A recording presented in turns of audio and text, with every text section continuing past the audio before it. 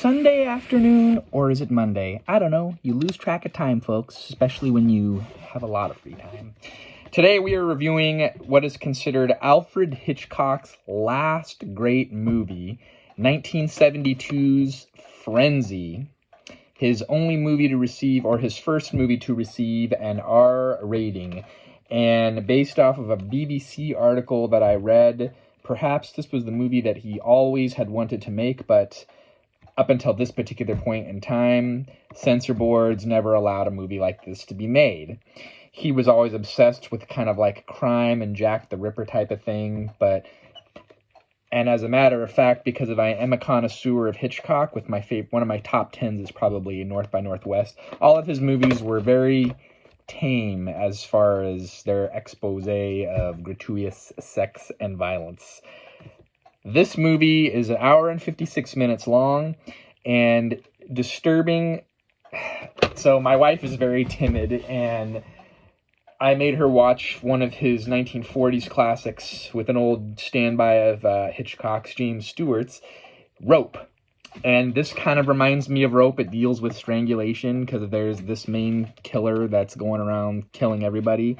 And it's also going back to the old standby, which is a familiar context for formulaic Hitchcock film, is the wrong person framed for the crime. Basically, this is about a guy that's framed for the murder of his ex-wife and his current girlfriend, and the movie just goes on from there. It is the last Hitchcock film to be filmed in his native England, filmed on location in London and Pinewood Studios. Interesting factoid, one of the focal points of the movie is a place called Covent Garden? I don't know. It was an outdoor produce market, and his father worked there growing up, and he knew it was going to be not around for much longer. This movie was planned as early as 1968, and the outdoor market closed a couple of years after this film wrapped. So he filmed there extensively, wanted to document it as he knew it as a child, with his father going up there working at the produce market. Beautiful cinematography. He cast a lot of little-known actors. John Finch, Alec McOwen, Barry Foster, co-starring Billy Whitlaw, Anna Maisie, Barbara Leigh Hunt, Bernard Cribbins, Vivian Merchant. The screenplay adaptation was done by a guy named Anthony Schaefer. They adapted a 1966 novel called Goodbye Piccadilly, Farewell Leicester Square by Arthur LeBurn. They kind of pictured Scotland Yard as bumbling and incompetent, but this is kind of adding to... Hitchcock likes to have some comedic elements to an otherwise very intense, suspenseful film. So the kind of like Pink Panther vibe, they drop the ball, they prosecute the wrong guy. The author of the original book, LeBurn, disavowed the production of the film, Hitchcock, and the screenplay adaptation, saying he did not like how it cast Scotland Yard, as they are a world-class law enforcement agency. I did like the fact that the actors were not really... I didn't recognize any of them. The killer was very scary.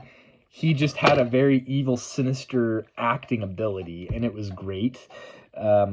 This is one of the first Hitchcock movies to have graphic nudity. I feel like if it wasn't for the nudity, this movie could have been probably not rated R, because the language was mild compared to any modern film. If you're comparing that to the movie that I reviewed a couple of days ago, The Rookie, that came out in the early 90s, so much profanity, so much graphic shooting and violence.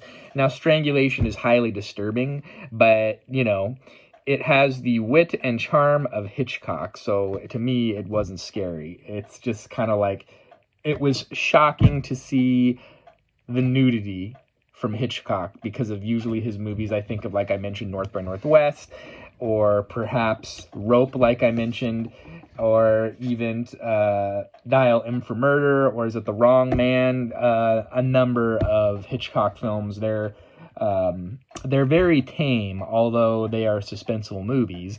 But from the BBC article, he was relying on the fact that the late 60s and 70s kind of ushered in more. I mean, you think in 1969 you get Midnight Cowboy rated X. So at this point, movies were pushing the envelope. And there was a little factoid that he had a formula where he would market the movies to women because women were the ones who picked with their men where to go and what to see in the theaters. Whereas there was a sea change, and the male-dominated society in the 60s was kind of wanting to see more gratuitous sex and violence, and so he kind of played into that. And this is considered his last great picture. And it was good, but it's not my favorite. It had moments that I liked. Highly disturbing subject matter, strangler on the loose. The movie was very commercially successful. $2 million budget, grossed $12.6 million. And critics praised the film. 91% Rotten Tomatoes score, IMDb 7.4 out of 10, Google users are 82%, and I am right up there with them. It's not 5 out of 5, I am 4 out of 5. I liked it. Is it my favorite Hitchcock movie? I'm used to more of those tamer films of the past, like his movies from the 50s. That's like my sweet spot for Hitchcock. Like I mentioned, North by Northwest, probably on my top 10 list. And even they were mentioning in the little descriptives that this had been considered one of his better films in the last 10 years. They said the last 3 films that he did before this, which were Marnie, Iron Curtain, and Topaz, were not well received. I disagree. I have not seen Marnie in a long time. I have never seen Topaz. But last year I reviewed Iron Curtain, and I really enjoyed that movie. But it's a different genre. He was going for more of like a Cold War suspense spy thriller, and everyone liked that he was kind of getting back to his classic form of whodunit murder, wrong guy framed. So that's my take on this movie. Would recommend checking it out. I'd like to know your thoughts if you have anything to say about it as well. Until next time, we will see you then. Keep watching movies.